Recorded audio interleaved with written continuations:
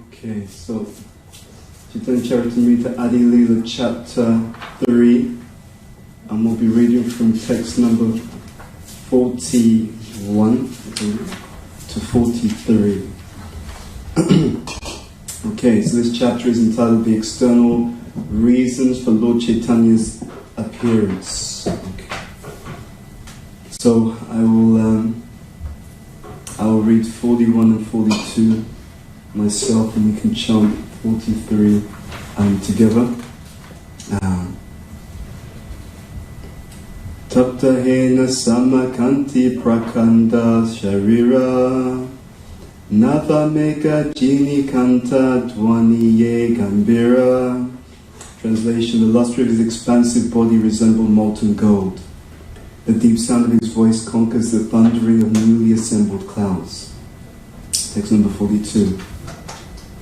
Degra and Degira Vistari ye apanara Ata Chari hasta haya mahapurusha Vikyata. One who measures 4 cubits in height and in breadth by his own hand is celebrated as a great personality.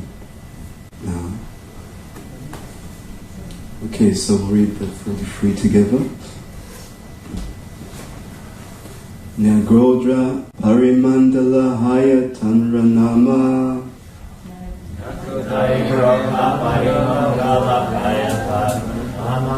Nyagrodha Parimandala Tanu Chaitanya Gunadama. Translation and purport by His Divine Grace Srila A.C. Bhaktivedanta Swami Srila Prabhupada Ki Jai. Okay, such a person is called Nyagrodha Parimandala. Sri Chaitanya Mahaprabhu, who personifies all good qualities, has the body of a Nyagrodha Parimandala. Purport. No one other than the Supreme Lord Himself, who has engaged the conditioned souls by His own illusory energy, can possess these bodily features. These features certainly indicate an incarnation of Vishnu and no one else. So, in this particular chapter, the external reasons for Lord Chaitanya's appearance, so much is being given by Krishna Kaviraj Goswami about the identity and the indication of the Lord. So in previous verses, it is talking about the qualities. So the lion-like Lord Chaitanya has appeared in Navadvip. He has the shoulders of a lion, the powers of a lion, and the loud voice of a lion. And in this particular place, we're hearing about the fact that he has a certain type of body. We generally say that you're not the body. But actually, when we talk about the Lord, He is His body. He is His body. His body is actually His eternal form. And in a sense, we are the body. We are the body, but not the material body. Every single one of us, we have a spiritual body, a spiritual identity. And that form is us. The body that is being described, Lord Chaitanya's particular body, it is also praman. It is also evidence. It is evidence of who He is. It is evidence of what He will do. It is evidence of His status. And this is one of the reasons why it's given in the Shastra. Because otherwise, if you do not have lakshana, yashila lakshana prabhutam, if you don't have the proof, if you don't have the symptoms, then you can misunderstand something. So, the symptoms are given very, very clearly, so people will not confuse who this individual is. Otherwise, very easily, anyone can claim anything. It happens every day. And those who are those who are in ignorance of Shastric evidence, they can easily be fooled in many different ways. So this is why it's been given. And specifically, this statement, text number 42, one who measures 4 cubits in height and in breadth by his own hand is celebrated as a great personality. So the form of the Lord indicates something about his status also. So there's an entire understanding of form that's given in the Shastra. It's a very, very detailed understanding. And by that understanding, even in the Vedic times, the great kings were able to immediately realize something about the individuals that they were dealing with. Immediately, just upon sight. Science is somewhat lost, but there are some remnants of that science even today. In this text number 41, the luster of his expansive body resembles molten gold. It's interesting, it's interesting the coherence in the Shastra. Right? So these prayers that we say before class, and we're glorifying Srimati Radharani, Tapta Kanchana Gaurangi Radhe Vrindavaneshwari Vrishabhanu Sutta Devi Pranamami Hari Priye. This complexion that we're describing of Srimati Radharani, it is the same complexion that we're describing in Sri Chaitanya Mahaprabhu. And in fact, I'll read you this interesting point, because you see how everything is so nicely correlated. Let me see if I can find. There's a particular verse I was looking at from Chaitanya Charitamrita, and I wanted to see if I could find it for you. I think it's Adi Lila 358. Let's see. This is it, yes. So, a few verses down, in text number 57, this explanation, his complexion is certainly not blackish. Indeed, his not being blackish indicates that his complexion is yellow.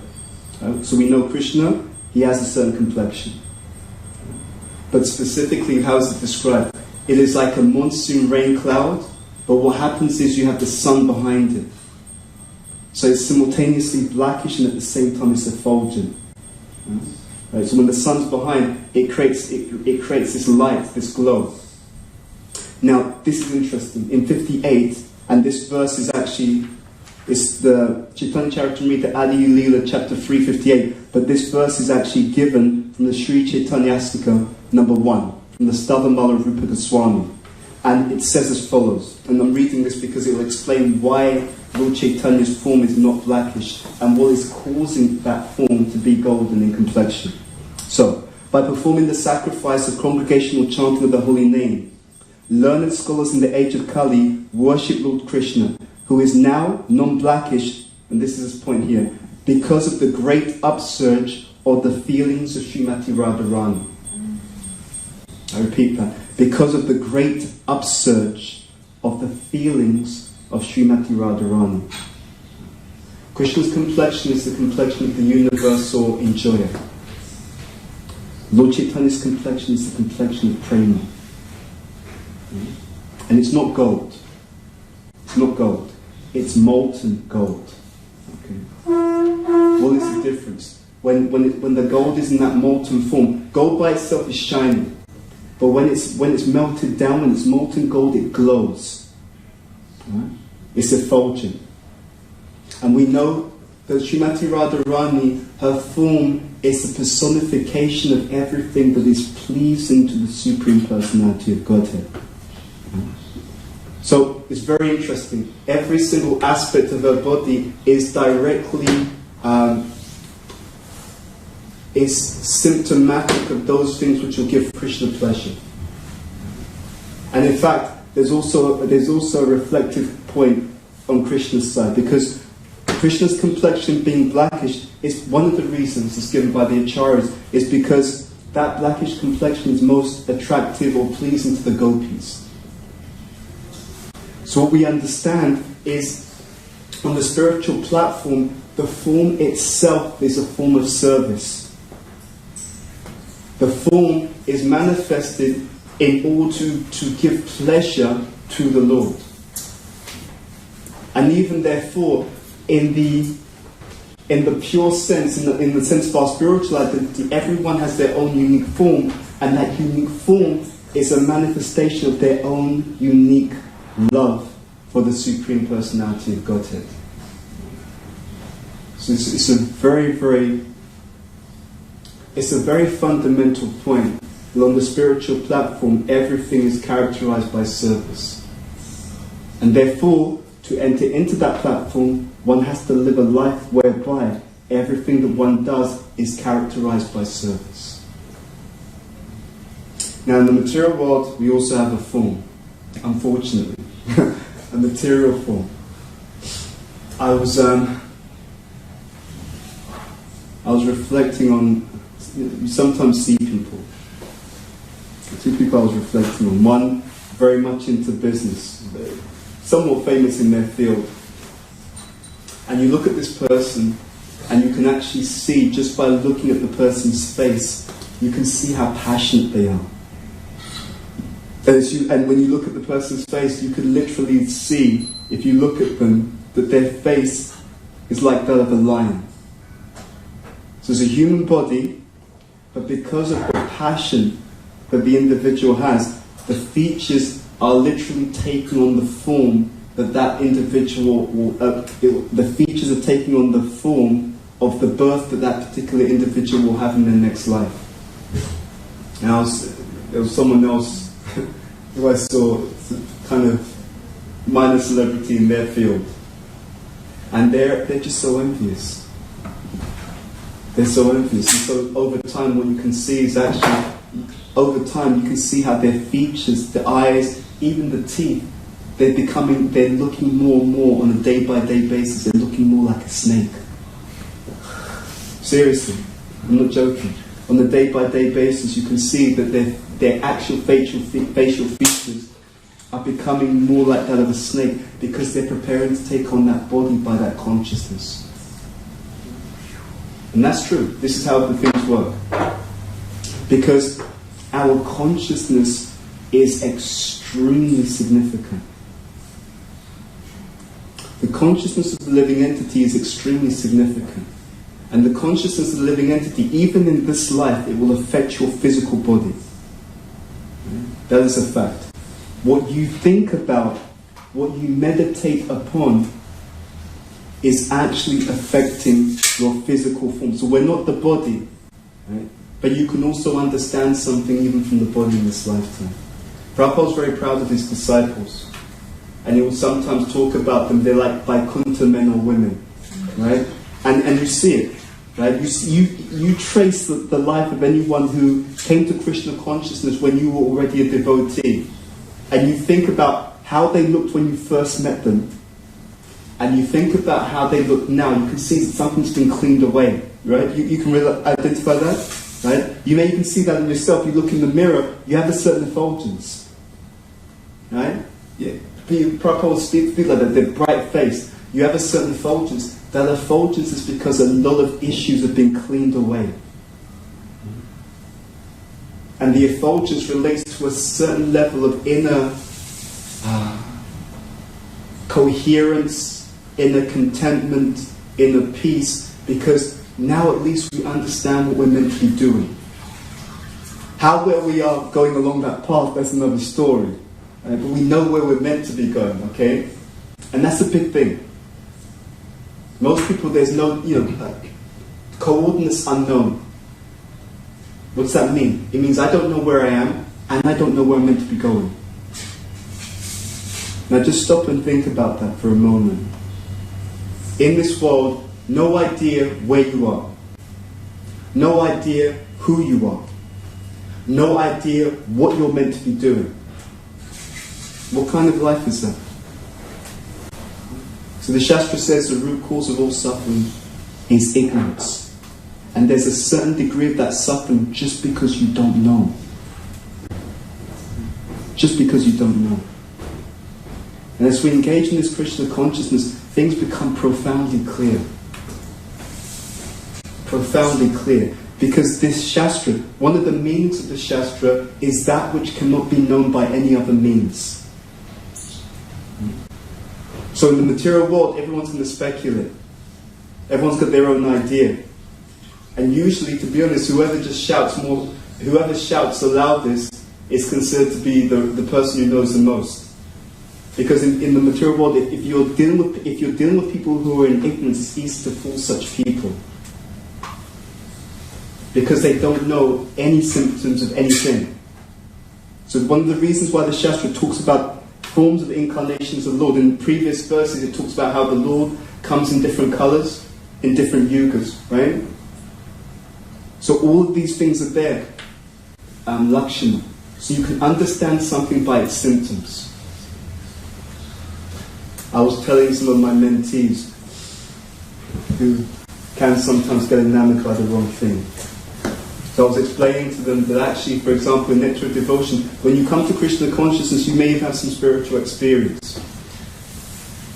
And people who don't read, then the conclusion, the experience may be real, but the conclusion is, wow, maybe I'm just at Bhava Bhakti already, right? I'm just like almost on the threshold of prema. But if you read Nectar of Devotion, it says that those symptoms at each level, they have to be consistent. It's not that you have one experience and then you think you're a Bhava Bhakti or Prema Bhakti.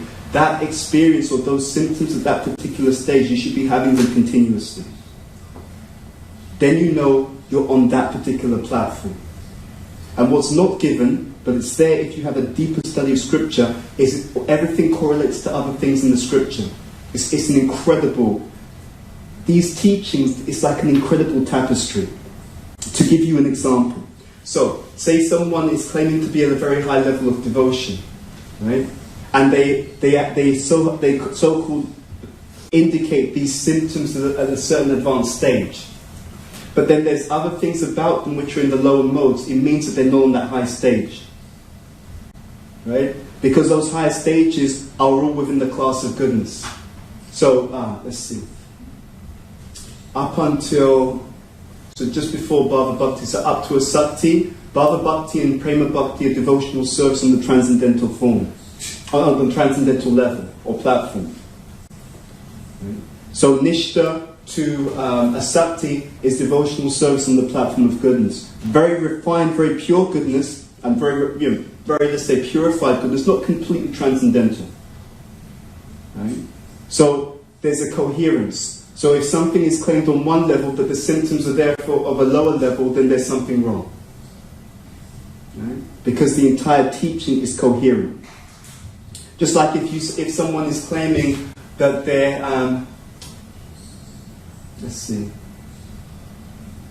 someone is claiming that they're very wealthy.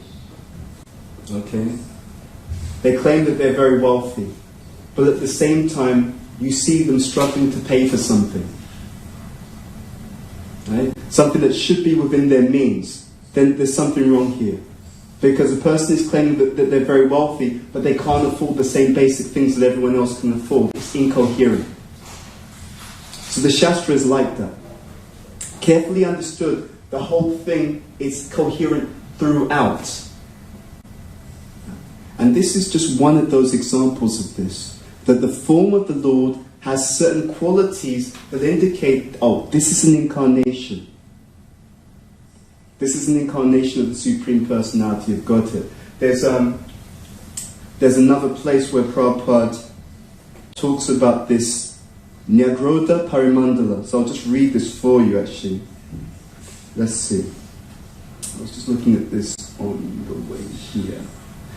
Here we are. This is CC.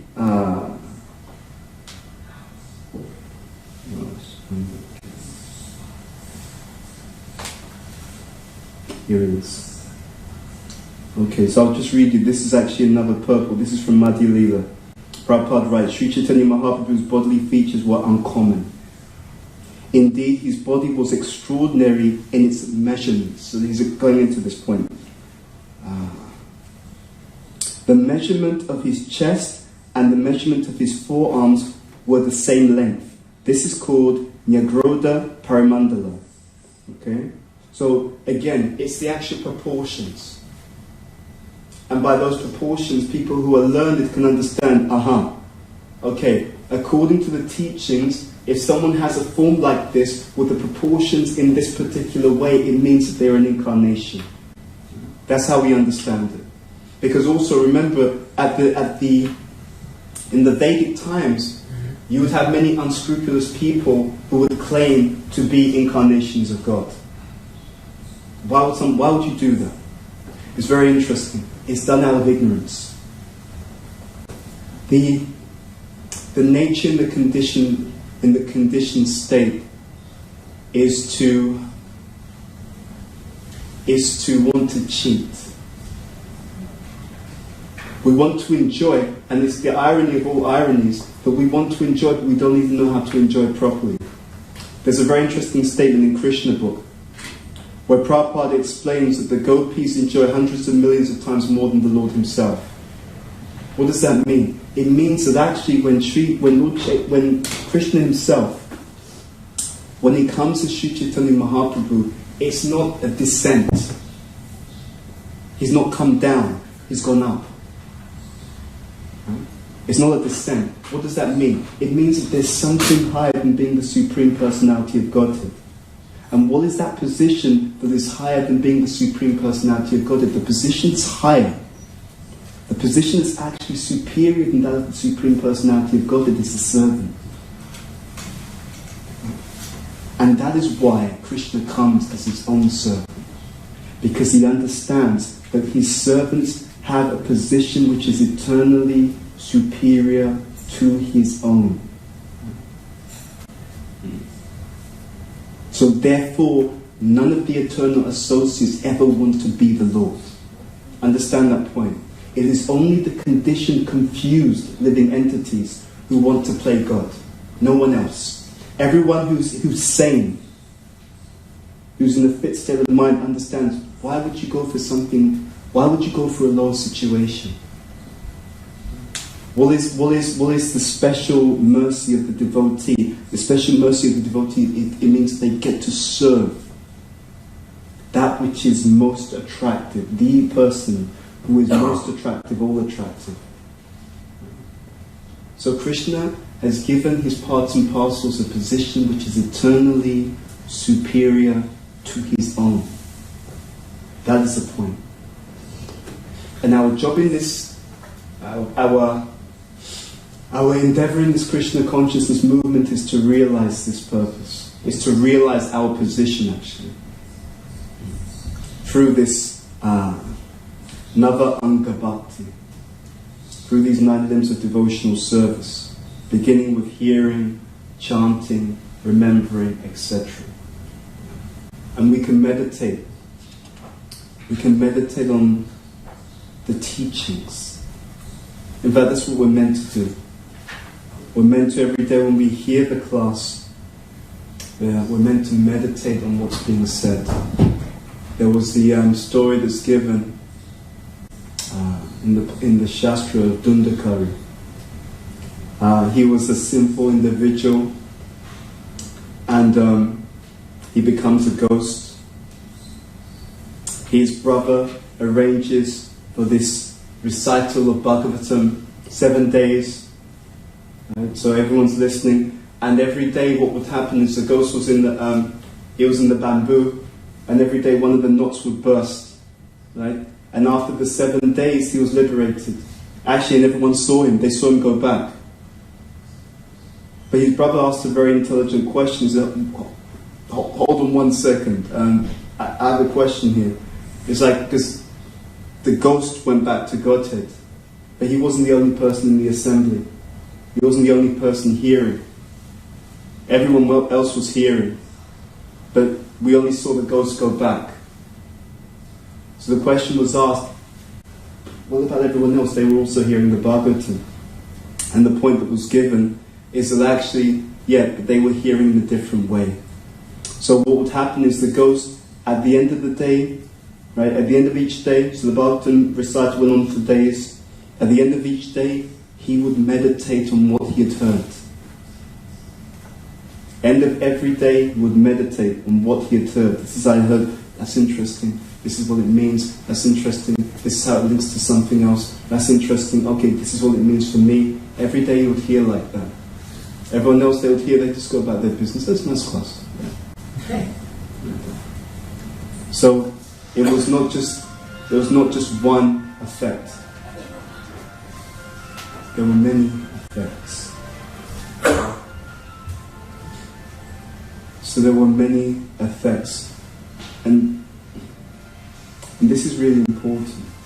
You will see over time that the progress an individual makes has a lot more to do with their consciousness than anything else. Krishna consciousness is like the gift. What you do with the gift, that's down to you. Okay? Now, it's not so obvious to see what people are doing with the gift, because a lot of what you do with the gift happens in here. You see? A lot of what you do with the gift is internal. It's not just external. And even a lot of what you do with the gift is also external and internal, meaning that you're doing a service, but what's the consciousness behind the service that you're doing? Right? So the same behavior, the same activities will have tremendously different effects, all according to the consciousness. And there'll be reciprocation also according to consciousness. What does Krishna say in the Gita? Yeyatamam prapadyante tamsateva bhajamyaham mamavatmanivatate manusya parthasadachaham. As all surrender unto me, I reward them accordingly. So our path is the path of surrender. Different principles of surrender, beginning with accepting what's favourable for our devotional service, rejecting that which is unfavourable for our devotional service. So this is the journey that we're on. In this purport, Prabhupada writes, no one other than the Supreme Lord Himself, who has engaged the conditioned souls by His own illusory energy, can possess these bodily features. He's engaged the conditioned souls by His own illusory energy. So, we're always engaged. There's no question about it. We're engaged, we're taking shelter in something. It's your choice. What do you want to take shelter of, Krishna or His illusory energy? Simple question. How do you decide? How do you decide whether to take shelter of Krishna or whether to take shelter of the illusory energy? It's a question of conviction as to what will actually be in your best interest. It's that simple. When you see someone taking shelter of Krishna, it means that the individual is convinced that this is where my happiness lies. And until the individual is convinced, there's no question of taking shelter. No question. You can say anything you like, you can read the books, you can quote anything you like. You will only take shelter to the extent that you're convinced that this is where my happiness lies.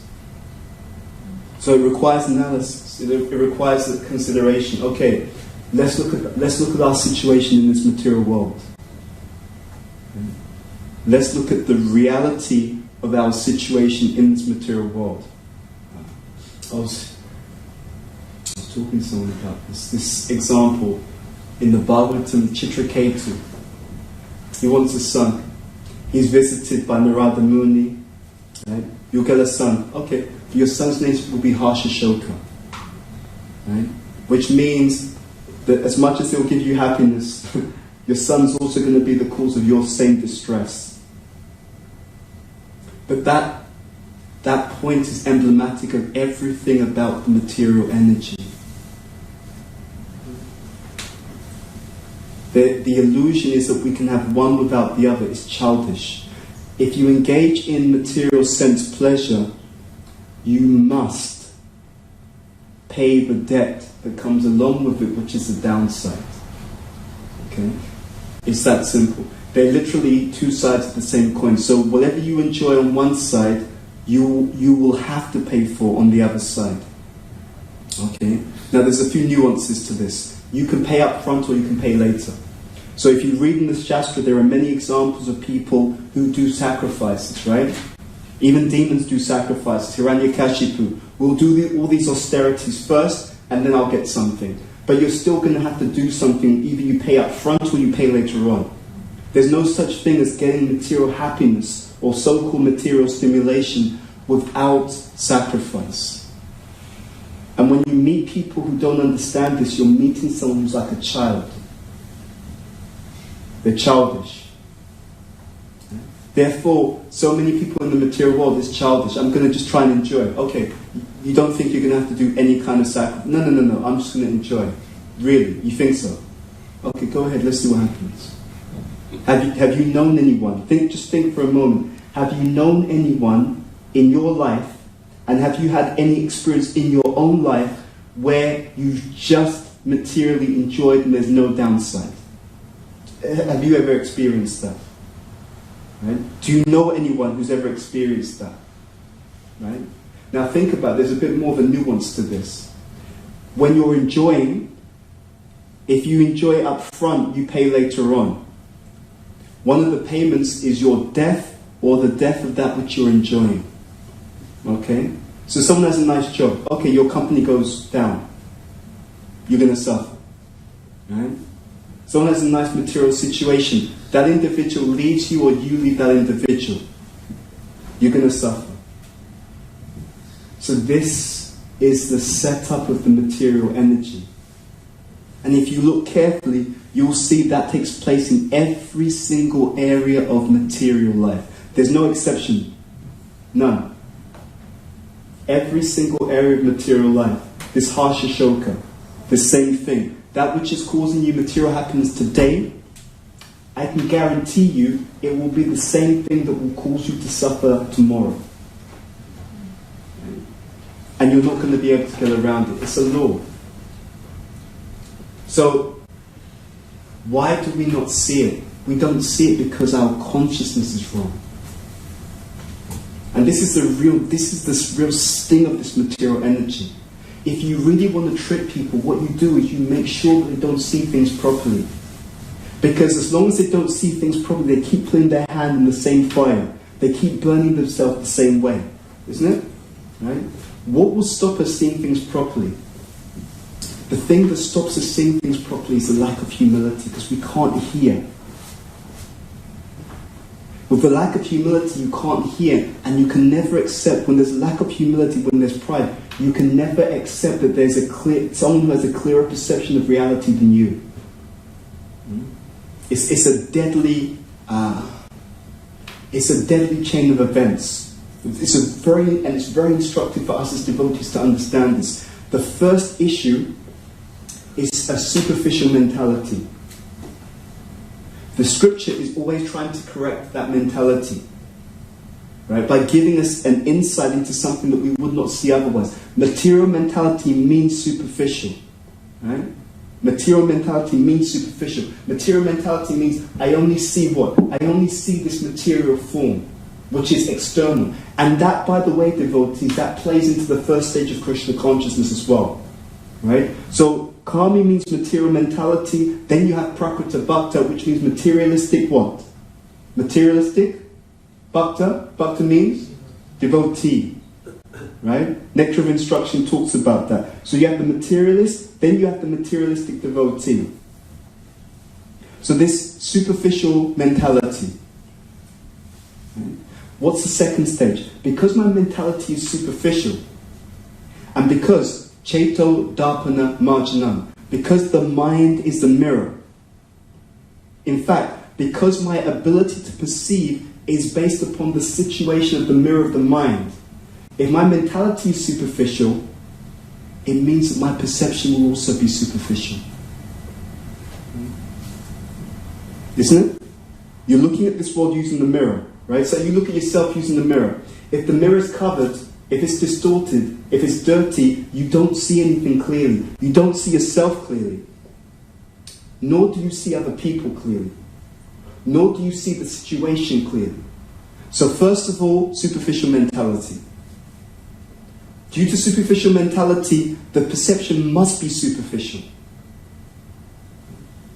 Must be superficial. And if the perception is superficial, Third stage, everything we evaluate is also superficial. I was meditating on this point. I had this, something came to mind. What flashed in my mind was Prabhupada when his business was failing, right? So you read Lamrita, Prabhupada's businesses were failing, etc., etc. Now just think about this carefully. It's easy to consider that there will be many people around Prabhupada who will just look at it superficially. Your business is failing. How sad. How unfortunate.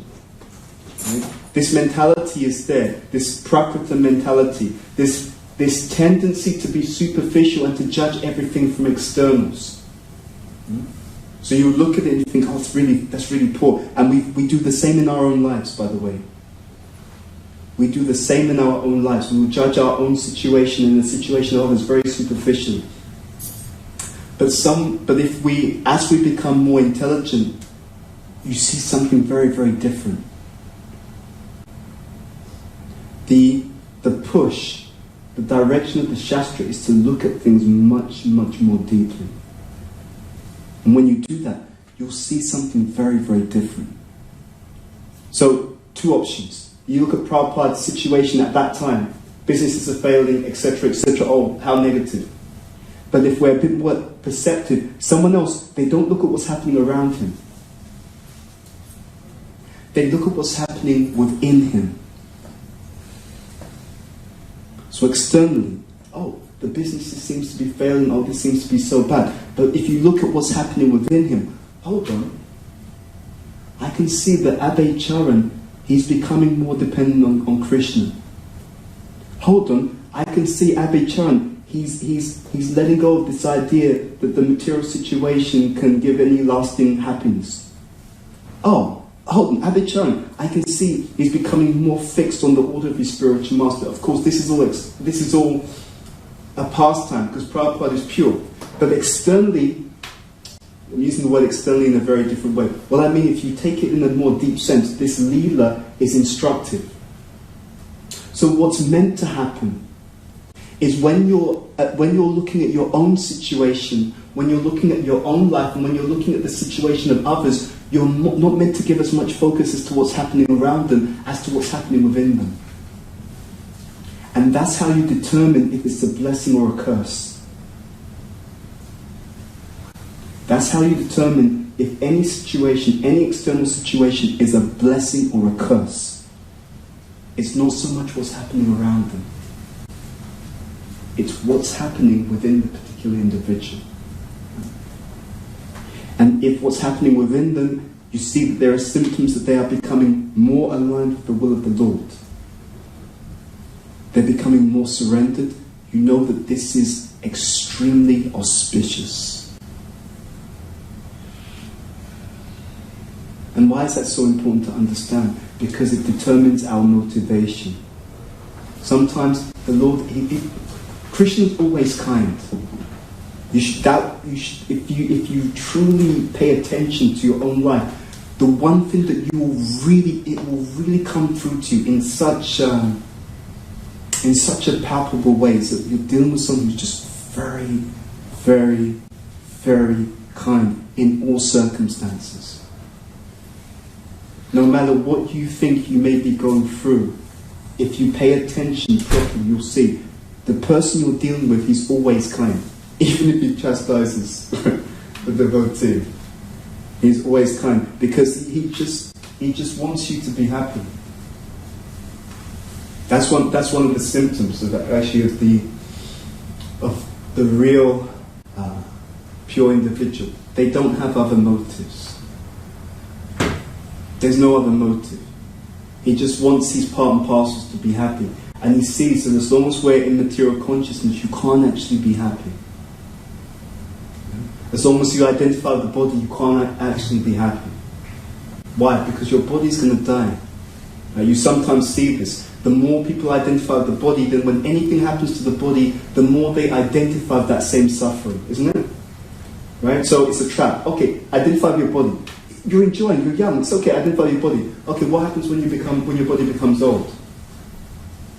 What happens? Identify with your body. Yeah, you're young, you've got lots of energy. What happens when your body doesn't have energy? As much as you identified when it seemingly was nice, to that extent you will suffer when it goes down. Right? And is it going to go down? Yes or no? What do you think? Yeah. Have you known anyone's body that does not go up and then go down? Have you ever seen that happen? Anyone in the world, maybe your grand, aunts, anyone, right? Have you seen the body go up and not go down? Yes or no? No, it doesn't happen. It's never happened. It goes up, it goes down. So this is the roller coaster of material existence. So the body's like that roller coaster. It's going to go up, absolutely. When the roller coaster goes up to this highest point, you've been on the roller coaster, right? It gets to the high point and it pauses for a second. Right? That pause means it's about to go down. And when it goes down, slowly, it goes down fast. So our teachings are very, very logical. Very, very logical. But these are the things that we don't want to see. It's so obvious. You could explain it to a child, but people don't want to see this. And that's what happens. That's what it means by ignorance. This point about the Lord who has engaged the conditioned souls by his own illusory energy. There's an explanation given about the nature of Maya. So, one personality, in order to explain, I believe it's to a king, about the nature of Maya, he goes to a tree, he puts his hand around the tree and says, "Let me go, let me go, let me go." Yeah. So the point being very simple, it's not that Maya is holding on to us. Who's holding on to Maya? We're holding on to Maya. And as long as we're holding on to the Maya, we're actually holding on to our own suffering. This is the ignorance. This is how our ignorance is the cause of our own suffering. So therefore, from the point of view of pure personalities, when they look at this world, they think these people are crazy. These people are insane. They think they're the body. They're insane. They think that they can find lasting happiness in a temporary situation. These people have lost their mind. They just look at it as just various forms of gross, obvious, direct insanity. You know? And then the difficulty is when you try to help people to understand that they're in a really bad situation, they'll attack. Right? How dare you tell me that I'm not happy? How dare you tell me that my body's going to grow old and die? No, we've got science, right? We're going to inject some things into the body and the body will live forever. Really. Right? You know, there's some scientists who are saying that they're growing old. Doesn't that tell you something? So this is the insanity of the material world. So the whole purpose of our teaching is to get out as soon as you can. So this idea should be there, emergency consciousness. We should practice our devotional service as if we're about to die. You should practice devotional service as if you're about to die, because you are about to die. Maharaj Pariksit is cursed to die in 7 days, and we have the same curse. We're going to die in 7 days, right? We're going to die on a Monday, Tuesday, Wednesday, Thursday, Friday, Saturday or Sunday. One of these 7 days you're going to die. It's the same curse. It's the same curse. Not to use that to be negative. You don't need to be negative. If you practice Krishna consciousness properly, what happens? You gain access to a different level of happiness. I was speaking to a friend of mine, a devotee, who was very serious. And he was telling me, he said, in the evenings, he said, it's just so blissful. Like, he's very serious, a very serious devotee. He said, in the evenings, it's so blissful. He said, in the mornings, I'm back to normal again. That's what he told me. He said, I was telling Krishna, why? Why? Like, why? You know, why don't you help me to make advancement? And that's actually the right move, by the way. You have to beg. This Krishna consciousness, Krishna really wants to see that you really want to come back. Being lukewarm doesn't take you back to Godhead. Lukewarm means you stay in the material energy. We have to learn to cry for Krishna. You have to actually learn to cry for Krishna. You do your devotional service with the understanding what? That unless you help me, Krishna, there's no way I'm going to get out of here. Unless you allow me to take shelter of your pure devotees, there's no way I'm going to get out of here. I don't have the strength to overcome Maya by myself. So I'm simply begging you, please help me. And that ability to cry for Krishna, it comes as we develop humility. Right? But the amazing thing with the humility is very, very powerful. Why is it powerful? Because it allows you to take shelter. You see the point? That's why the humility is so important. Without humility, you actually won't take shelter. Because you won't see the need for taking shelter, and you won't have the mentality to take shelter because you'll think, I'm okay. I can do it. I'm pretty strong. Right? I chant really good rounds, you know, quite pucker. No, I don't tell it. I tell the devotees because I'm also humble, right? I'm very qualified. I don't tell the devotees, but I'm so pucker, I can do it by my own strength. So you won't take shelter. It's amazing. As we progress on the path and we take shelter, more is achieved with less effort, in a sense, right? Because you feel that I'm being carried by someone else. My job is just to. I'm strong. I'm not going to try and defeat mine. I know I'm weak, and I'm good with that. I recognize that. I know that Krishna is strong. I know that Prabhupada is strong. I know the Shastra is strong. I know the holy name is strong. My job is to take shelter. I'm under their control. I'm gonna move beneath them, right? And the Shastra is strong. That Shastra is very important because if I accept that I'm going to take shelter of the Shastra, taking shelter of the Shastra means to do what the Shastra tells you. Right? It's not, I take shelter of the Shastra, will I behave the way I want? No. No. You take shelter of the Shastra means you behave the Shastra tells you to behave. Right? You take shelter of Lord Chaitanya, you do what he says you do. That's how you take shelter. So again, coherent. Someone claims I'm taking shelter. Okay, are they acting according to the scriptures? No. Okay, they're not taking that much shelter. Oh, they are acting according to the scriptures half the time. Okay, 50%. Right? That's how it works. And this is why we can understand everything through this. This is proper Shastra Chakshus. You know this, you can see. You don't know this, you are like this. This is our situation. This is how our teachings actually work. So the humility is important. The understanding, there's no question of fighting Maya. No, forget it. You don't fight Maya. If it's a fight with you and Maya, you should just pack your bags up and know you've lost. Okay? She doesn't fight you. She doesn't fight conditioned living entities. She just controls living entities. But if you say, okay, Krishna, I want to be controlled by you instead, then she has no control. You see? That's the amazing thing. The freedom is actually given by the shelter. The more an individual surrenders to Krishna, takes shelter of Krishna, the more freedom you actually have. Isn't that incredible? That's the irony of it all. And the less you take shelter of Krishna, the more you're actually controlled. And if you just look, you can see. It's not something esoteric. You can see, okay, I can't control my mind. Right? Anyone ever had that problem before? Or is it just me? Right? Yeah. Anyone had trouble controlling their mind before? Yeah. Right? The more you take, the less we take shelter of Krishna, you find you can't even control your life. And you definitely can't control your understanding of anything. You lose this vision.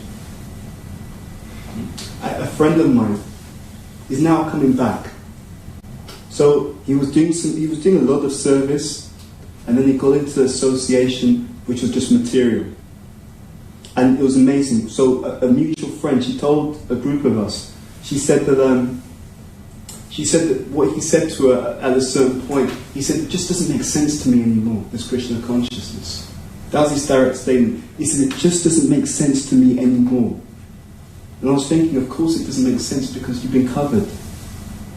So what made sense to you before, because you just went out into the material energy and you did not keep under the shelter of the spiritual energy, you just got covered and covered and covered. So what made sense to you, but at one point you were just covered by it. After a while it didn't make sense to him anymore. And he was lucky actually. There's a situation that happened, Krishna just jolted him out of it. But that's very fortunate. What we're trying to do is take more and more shelter. And that shelter means you're going to be humble. And if you really want to develop humility, just look at yourself. But look at yourself honestly. Look at what plays through your mind on a day-to-day basis. That's all you have to do. Look at what runs through your mind on a day-to-day basis and think, is this, am I a Paramahamsa? Is this what the Paramahamsas experience? Okay, no, okay. Need to be humble. And when we're humble, we can take shelter. It's incredible. And the more you take shelter, the more Krishna will reveal himself. He wants to have a loving exchange with his devotees. Actually, this is the heartbreaking thing. Krishna actually wants to take care of you. The reason why he's asking you to take shelter is because he actually wants to look after you. This idea of a devotional service, it does not originate within the living entities. It actually originates within Krishna himself. He likes to serve. He likes to look after his devotees. He likes to care for you. He likes to make arrangements for your well-being. And so this devotional process is a process of cooperating with the loving exchange of the Supreme Personality of Godhead himself. It is to get out of the insanity of interfering with the loving exchanges, this pretty lakshanam that Krishna wants to have with you. He wants to have his own affectionate, loving exchanges with you, but we have to surrender to that. And by the chanting, by the reading, by the hearing, this is how we surrender. And if you really run into this, if you really enthusiastically move in this direction, you'll find your life will be ecstatic. I'll end on this point and we'll open up for questions. But the ecstasy a devotee feels is actually Krishna's own ecstasy. When Krishna's pleased, because he's in your heart, when he's pleased, that pleasure that you feel is his own happiness. We share the same ecstasy. That's the point. We share the same ecstasy. So you're being happy and satisfied and full and content in Krishna consciousness. It is Krishna's pleasure that's your pleasure. Chaitanya Charitamrita explains that lust is the desire to satisfy our own senses, and in a sense, not even our own senses, it's your own physical body senses. It's not your senses, you have a spiritual form of spiritual senses. But love, real love, prema, is the desire to gratify the Lord's senses. Right? Your happiness is your actual happiness, your real eternal happiness is the pleasure of the Lord. That we share the same ecstasy. Okay. We'll stop there. Shri Chaitanya Charitamrita ki jai, Shri Prabhupada ki jai, Janita Gopramanandi, Hari Hari Bol. Have some time for questions. Hare Krishna. That's my questions.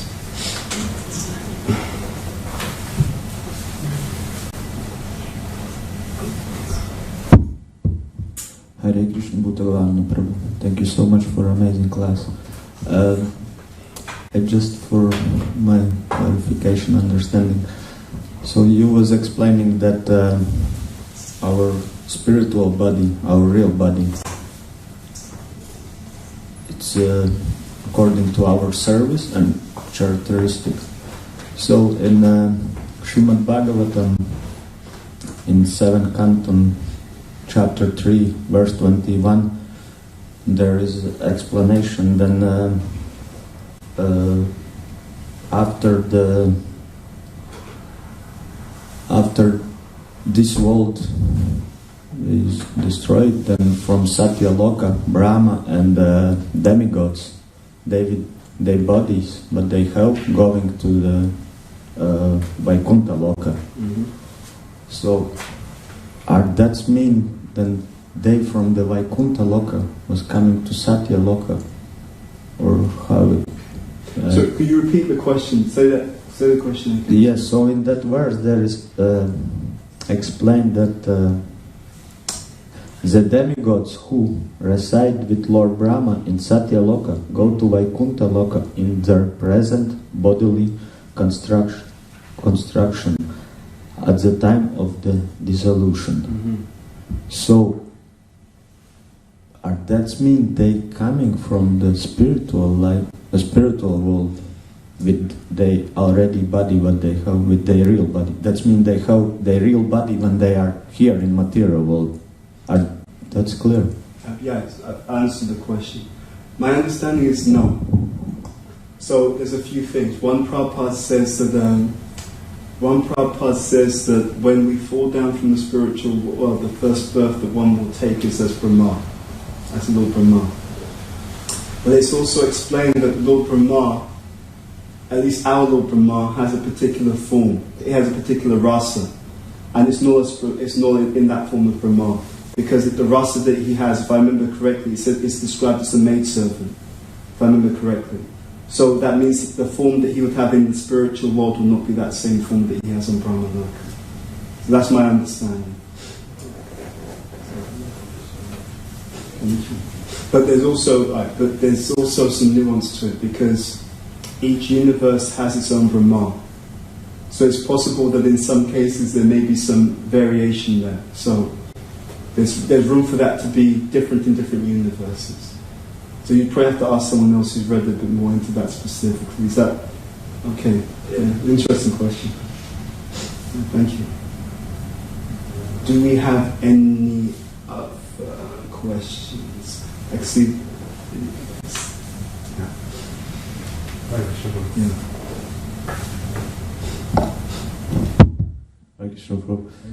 When you said urgency, that to me feels like you'd be very grave and you wouldn't really enjoy and be joyful, and I thought devotional service is joyful, so could you kind of clarify that? Yeah, urgency can mean different things to different people. It's actually an interesting point. I was meditating on this a while ago. We bring our own context to everything. So when we hear anything in the Shastra, we all have our own idea of what that word means. It's not necessarily what the Shastra means by it. It means, I've been brought up a certain way. When I heard this particular word, this is how it meant to me, this is how it felt like to me. So when I read the word in the scripture, it carries that baggage. Okay? But we should have the urgency that Maharaj Pariksit had. Meaning that we take it seriously. Right? Now, at the same time, when we talk about urgency, actually as devotees, urgency, actually everything in Krishna consciousness, in terms, when the statements are made in terms of practicing Krishna consciousness, what's implicit is that you practice in the mode of goodness or Shuddha Sattva. Right? So if we don't have access to Shuddha Sattva at the moment, because we're not pure, then it means the next best thing is that we practice Krishna consciousness in the mode of goodness. You see? So that urgency, if it's practiced in the mode of goodness, it's thoughtful, it's done in a balanced way, it's done with patience as well, it's done with enthusiasm, all those things are there. They're implicit. I was explaining in the previous class that the way the scripture works is somewhat like a jigsaw puzzle. If you know one piece of the puzzle, you can say, I have understood something. But your understanding isn't comprehensive, because the meaning of that one statement can only be understood properly when you see that one piece of the puzzle with the other pieces around it. Right? So you take one statement of the Shastra. Now, if you know how the other statements connect with it, then that one statement is understood better. Right? And then, for a pure devotee, they know the piece of the jigsaw, they know the other jigsaw pieces which are around it, and they know the entire picture that it's trying to create. Therefore, they have the full understanding. Yeah. So some things are stated directly, some things are implicit. So when it says urgency, or when it says anything about the practice of Krishna consciousness, it's implicit that it's meant to be practiced in Shuddha Sattva or in Sattva. Yeah? And that means balanced. Right? Otherwise, if it's just urgent, urgent, urgent, what mode would that be? If I felt just an urgency all the time, what mode would that be? It would be passion. And are we meant to practice devotional service in the mode of passion? No. If you practice in the mode of passion, what happens to the practice? It goes down. Right? Because it's too passionate, it starts to lead to other issues. So does that answer your question? Yeah, it does. You also said that you should look at practicing Krishna consciousness because of your own self-interest in terms of comparing it to material enjoyment, but isn't that sounds like passion? No. It depends on what you define as your self-interest. So Prabhupada, he explains, there's something in Krishna book where Prabhupada talks about that. That it means your own spiritual self-interest. Who am I? I'm part and parcel of Krishna. Mamaivam so jiva loke jiva bhuta sanatana manashishtan indriyani prakrtishtan kashati. So you're part and parcel of Krishna. So therefore, you're part and parcel of the whole. Unless the whole is pleased, you're not going to be satisfied. It's just that simple. You can do anything you want. Anything you want. This scripture is not a force. It's like, do what you want. But it's saying, but the thing that's going to make you happy is this. Right?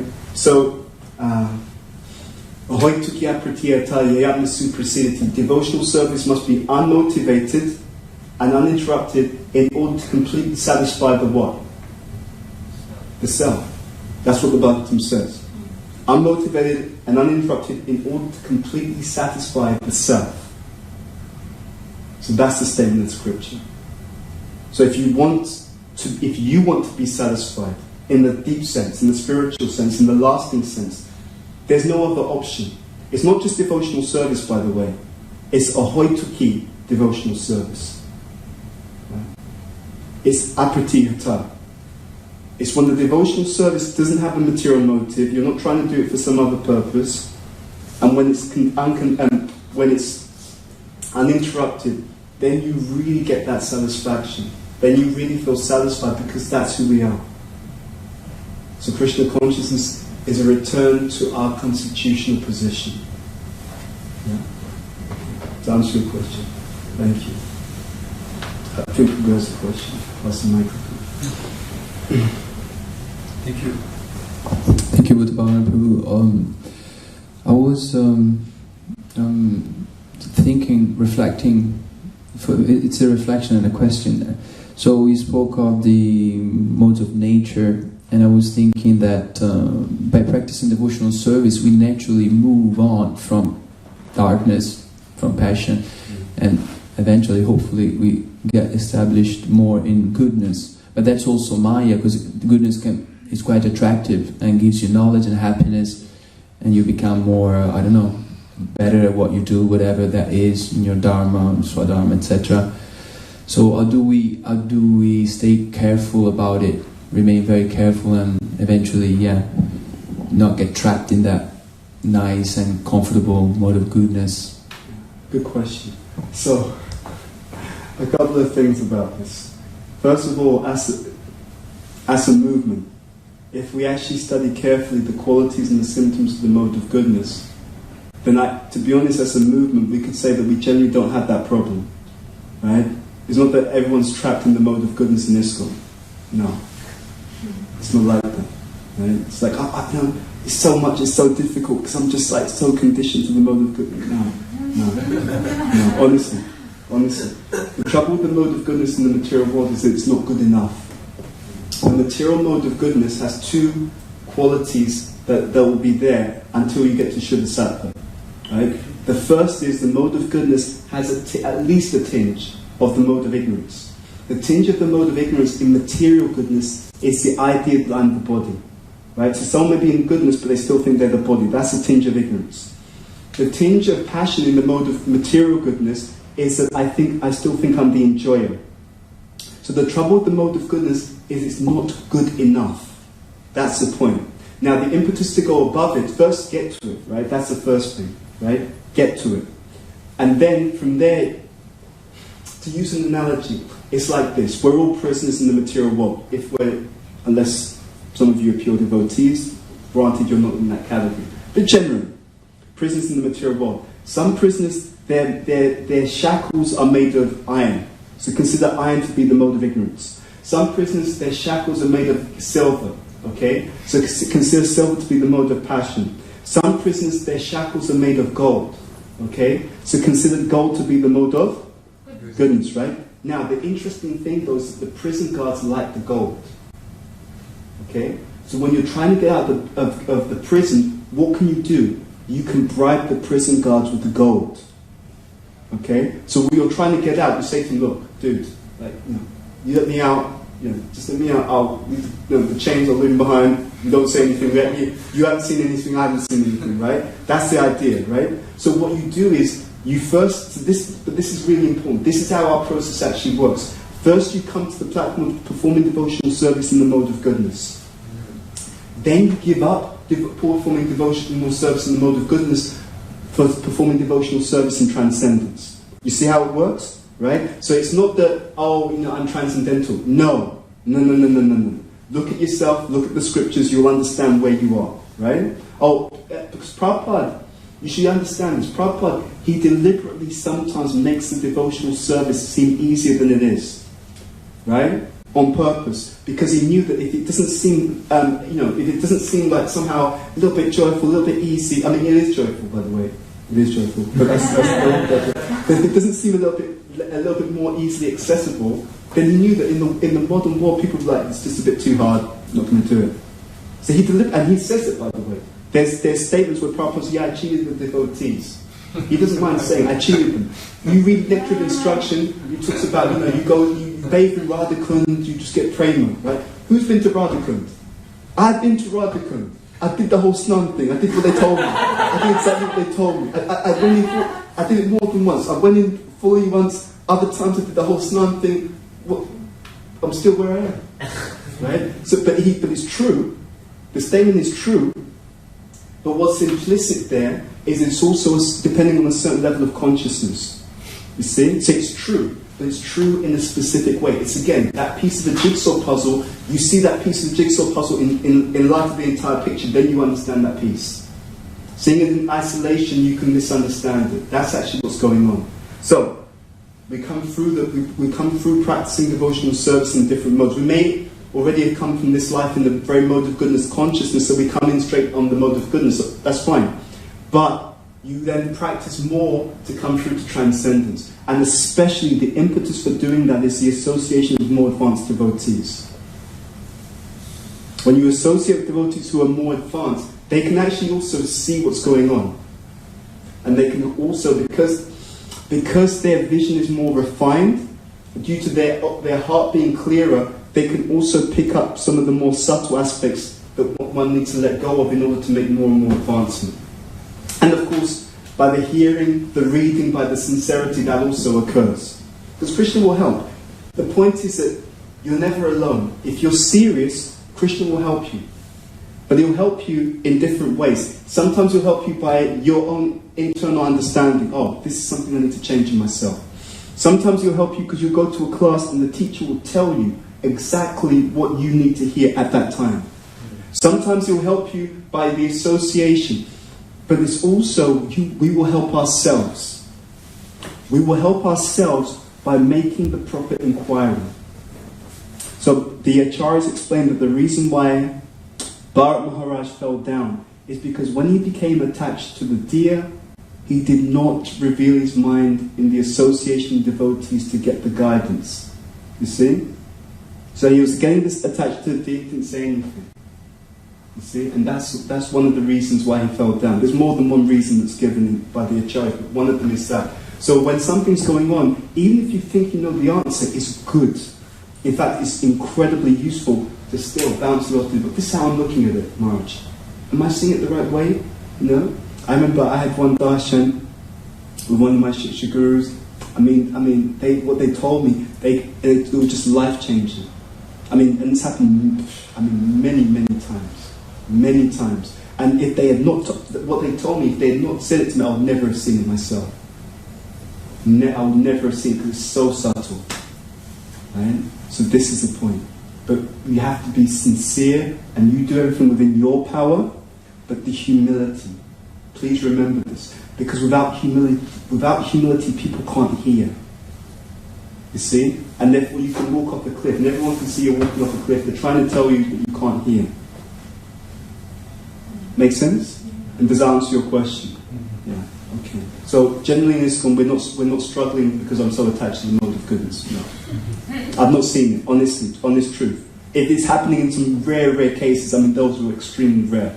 Generally, we're struggling to get to goodness, not to get beyond goodness. You know, and generally when I've seen sometimes devotees when they say, oh, I don't become attached to the mode of goodness, because they're not so much situated in goodness themselves, what tends to happen is when they leave that platform, they go down. They don't go up. Yeah. So just something to be conscious of. Okay. Is that okay? Any other questions? Or do we have to stop? It's 9:15, but I saw Prabhat had his hand up. So it's up to you, whoever the authorities are. Bring that to me.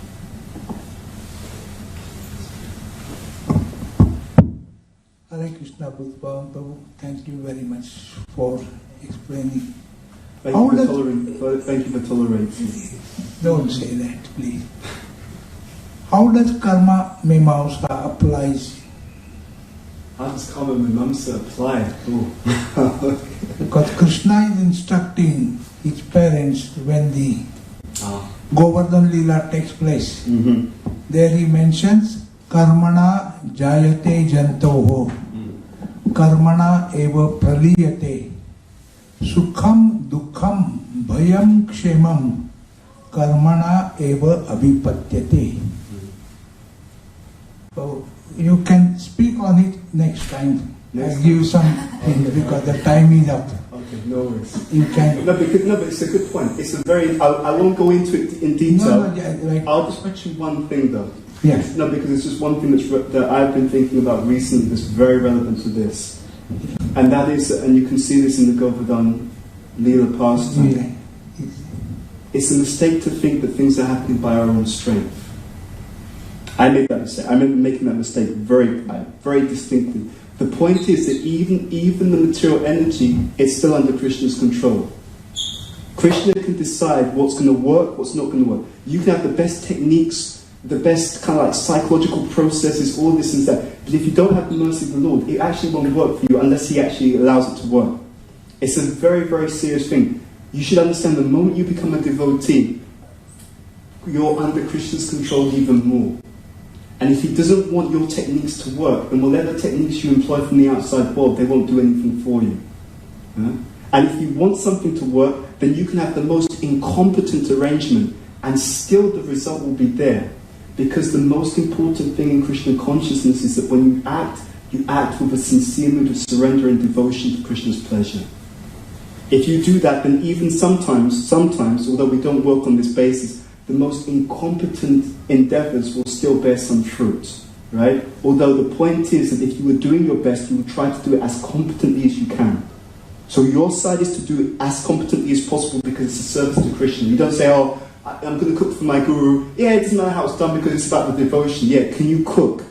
Your guru's coming, you cook as best as you can. That's part of your sincere devotion. But the ultimate thing is in every single aspect of our lives, it will only work by Krishna's sanction. But we'll get into the whole Karma Mimamsa thing in more detail another time. Thank you very much. 1426 also, if you can include. Okay, no worries. Another time. Avabhicharena bhakti yogena sevate sagunan samatitvan Brahma Bhuyaya Kalpate, and the purport of Srila Prabhupada there. Thank you. Thank you very much. Thank you. Shri Chaitanya Charitamrita ki jai, Srila Prabhupada ki jai, Janitai Gaur Premanandi